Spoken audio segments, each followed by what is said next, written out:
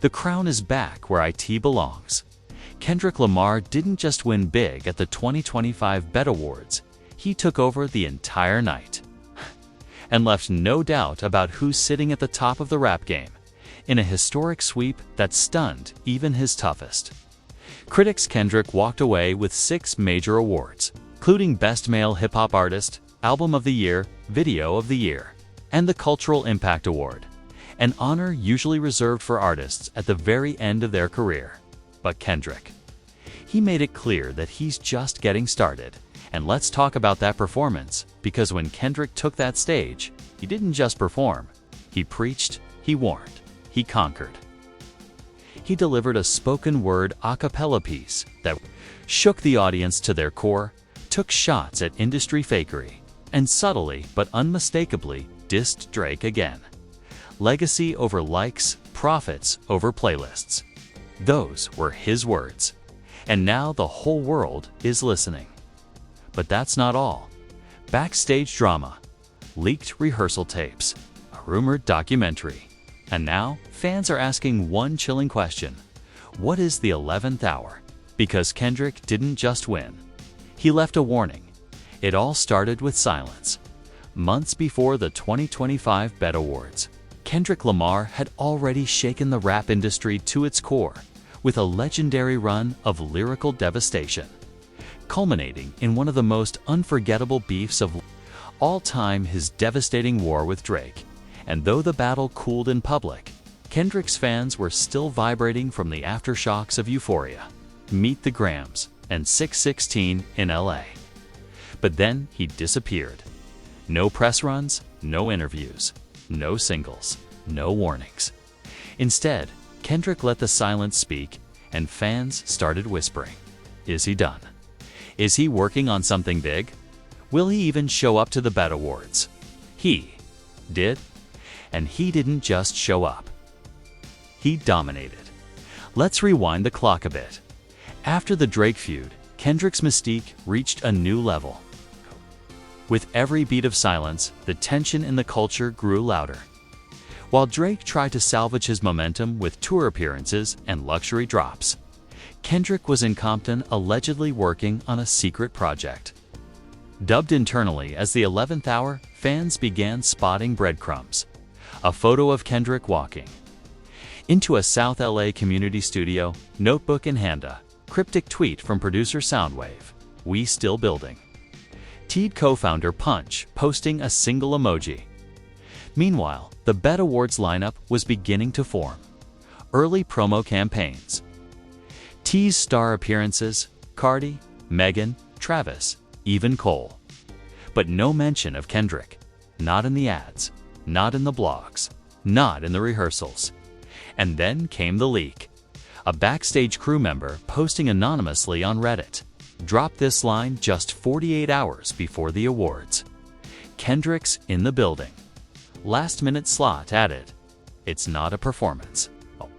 It's something else. The internet went insane. TikTok exploded with theories. YouTube live streams racked up hundreds of thousands of views in hours. And Twitter was trending #KendrickAtBet before he even hit the stage. BET went dark, silent, no confirmations, no denials. Then came the night of the awards. The lights, the red carpet. The influencers, the drama, still no Kendrick. He didn't walk the carpet. He wasn't seated in the front row. The audience looked confused, and then boom. The screen went black. One white sentence faded in. Truth don't need rehearsal. The crowd gasped. A single spotlight hit the stage. And Kendrick Lamar, wearing all black, no jewelry, no dancers, no distractions, walked to the mic. No music, no beat, no backup. Just breath. He looked around. The crowd fell silent. And he started speaking. You chase the charts. I chase my father's reflection in the mirror. The crowd froze.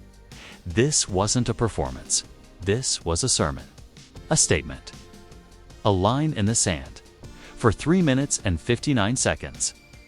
Kendrick dropped a bombshell spoken word piece that hit harder than any radio single in the last 5 years. Line after line attacked the heart of the industry. If your legacy fades when the playlist ends, you were never royalty. You were a rental. You could hear the room shift. Jay-Z, seated next to Beyoncé, nodded slowly. J. Cole put his head. In his hands, Cardi B, staring straight ahead. Drake, not present. But everyone felt his absence. Then Kendrick ended with the line that would break the internet. This ain't the end. This ain't the encore. This is the 11th hour. Mic drop. Literally, he dropped the mic and walked off without waiting for applause.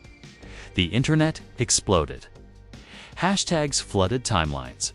BetStream crashed briefly due to a server overload. But Kendrick wasn't done. As the show resumed, awards started rolling in and Kendrick's name just kept being called. Best Hip Hop Album, Best Live. Performer Best Collaboration with Joria Smith, Video of the Year, Song of the Year, Cultural Impact Award, SciX Awards. A clean sweep, and still no acceptance speeches. No backstage flex. He sat in the back row with his Compton circle, nodding humbly, clapping for others. Staying silent, but when he walked on stage to receive the final award, the Cultural Impact Award, the one that sealed the night, he spoke just 3 words into the mic. This ain't midnight. The room erupted. Fans screamed. The cameras panned to celebrities whose faces told the full story. They knew. Something big was coming. Kendrick didn't just come to win. He came to set the timer. The BET Awards were never about awards for him. They were a signal to the culture. And now the world is wondering, what is the 11th hour? Is it a new album? A movie? A documentary? A movement? And why does everyone in the industry suddenly look scared? When Kendrick Lamar whispered, "This ain't midnight," after clutching his 6th trophy at the BET Awards, it wasn't just a tease. It was a threat. Because the very next morning, the internet was flooded with leaks, insider rumors, and thinly veiled industry panic. Kendrick didn't just dominate the BET stage, he lit a fuse that's now burning across every corner of hip-hop. The Drake shadow. The moment Kendrick hit that stage, fans felt it. Every line he spit about legacy, clones, and profits carried a ghost, and that ghost's name was Drake. Let's not forget, Drake still hadn't recovered from the lyrical carpet bombing Kendrick dropped in 2024. Euphoria, Meet the Grams, 616 in LA. These weren't just disses, they were autopsies. Drake's credibility took a hit so massive that even his billion-stream empire couldn't silence the whispers. So when Kendrick stood on the BET stage and declared, "If your kingdom's built on playlists, don't call it a throne," fans immediately caught it. Twitter ignited. That's a direct shot at Drake's 100B streams flex. Kendrick ended him at BET without even saying his name. This man just did more damage with poetry than Drake could with 4 albums. And then came the leaked rehearsal footage. The rehearsal leaked 2 days after the awards. A short, grainy clip began circulating, shot secretly during soundcheck. It caught Kendrick pacing the stage alone, rapping lines that never made it into the televised performance. One line.